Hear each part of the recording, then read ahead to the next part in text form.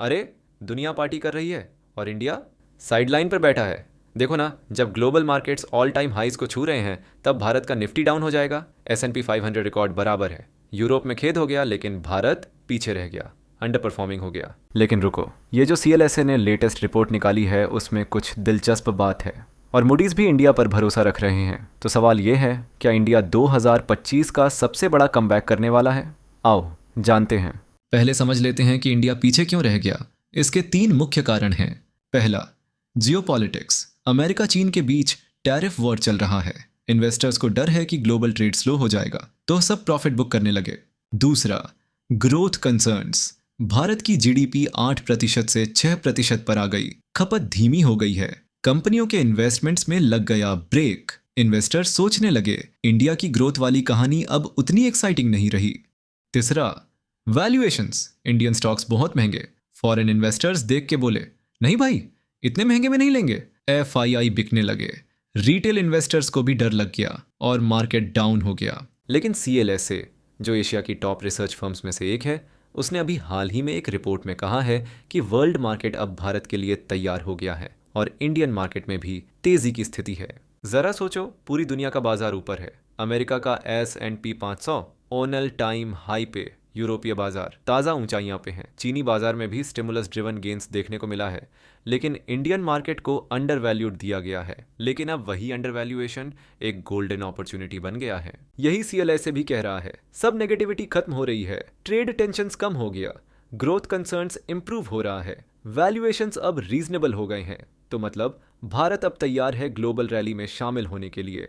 तो कहाँ इन्वेस्ट करें? CLSA ने 3 मुख्य सेक्टर बताए हैं जो बूम होने वाले हैं। Number 1, rate sensitive sectors. महंगाई शांत हो रही है तो RBI दरों में कटौती करने वाला है।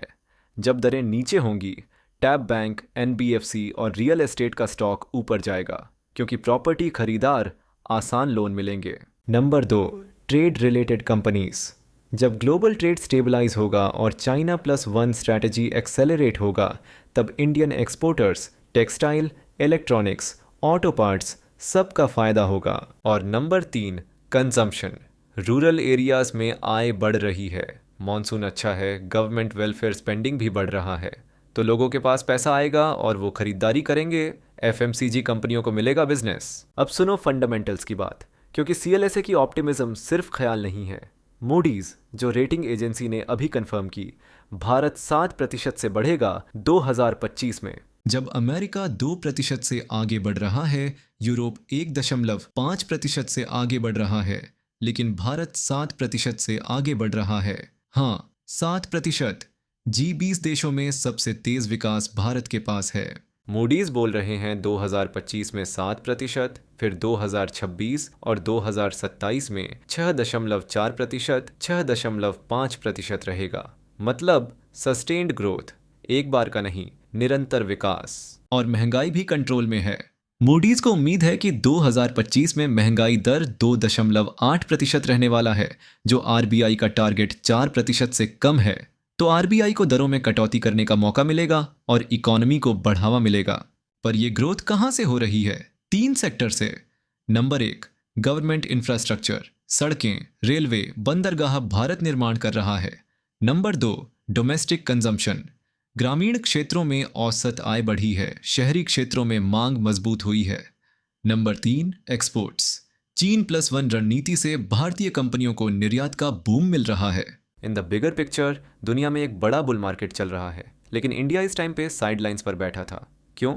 जियोपॉलिटिक्स, वैल्यूएशन कंसर्न्स, ग्रोथ के डर। लेकिन अब वो सब फीके हो रहे हैं। निफ्टी 50 ऑल टाइम हाई के करीब है, लेकिन जब हम देखेंगे तो 70% से ज़्यादा स्टॉक्स अपनी पुरानी वैल्यू के 50% से भी नीचे ट्रेड कर रहे हैं। यानी कि एक बड़ा मौका है पैसा कमाने की।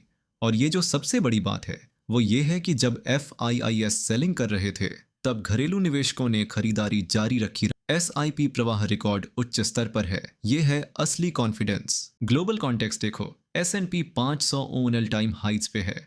MSCI world index fresh highs, Europe fresh highs.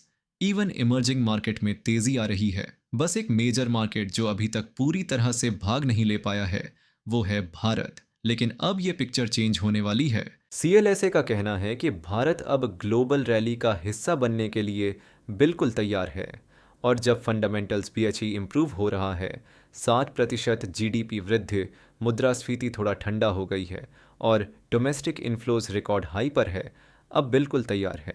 लेकिन आसान जिंदगी में कोई भी इन्वेस्टमेंट रिस्क फ्री नहीं होता। कुछ रिस्क्स भी हैं जो देखे जाना ज़रूरी है। तो क्या क्या जोखिम है? अगर अमेरिका चीन टेंशन बढ़ गया तो ट्रेड स्लो हो जाएगा, भारत के एक्सपोर्टर्स को समस्या आएगी। अगर कंपनीज के अर्निंग्स की एक्सपेक्टेशंस मिस करें तो मार्केट करेक्शन आ सकता है। अगर FIIs फिर से बेचना शुरू कर दें, डॉलर मजबूत हो सकता है, या US रेट हाइक्स की वजह से, तो भारतीय बाजारों को काफी हेडविंड्स फेस का सामना करना पड़ सकता है। लेकिन देखो, हर मार्केट में रिस्क्स होते हैं। सवाल ये है, अपॉर्चुनिटीज ज्यादा हैं या रिस्क्स ज्यादा? CLSA और मूडीज का कहना है कि अपॉर्चुनिटीज ज्यादा हैं, और डेटा भी यही सुझाव दे रहा है। तो फाइनल टेक अवे क्या है? भारत थोड़ा अंडर परफॉर्म कर रहा था, लेकिन जो कारण हमारे अंडर परफॉर्मेंस का है वो अब धीरे धीरे काम हो रहे हैं। महंगाई पर थोड़ा नियंत्रण हो रहा है, रेट में कटौती भी आने वाले हैं, हमारे डोमेस्टिक इन्वेस्टर्स का कॉन्फिडेंस हाई है। तो किन सेक्टरों पर फोकस करना चाहिए? बैंक और रियल एस्टेट जैसे rate sensitive sectors, trade related sectors यानी एक्सपोर्टर्स, और कंजम्पशन, क्योंकि जब रूरल इनकम्स बढ़ती है तब भारत खरीदारी करता है। लेकिन अंधाधुंध निवेश मत करो, रिसर्च करो और पोर्टफोलियो को अपने रिस्क टॉलरेंस करने के हिसाब से डाइवर्सिफाई करो। लेकिन एक बात समझ लो, अगर CLSA और म्यूडीज़ की रिपोर्ट देख लें तो भारत की कमबैक कंफर्म हो गई है। Thanks for watching. फिर से मिलेंगे अगले वीडियो में। स्टे इन्वेस्टेड, स्टे स्मार्ट, और याद रखो, patience pays. Tata, bye bye.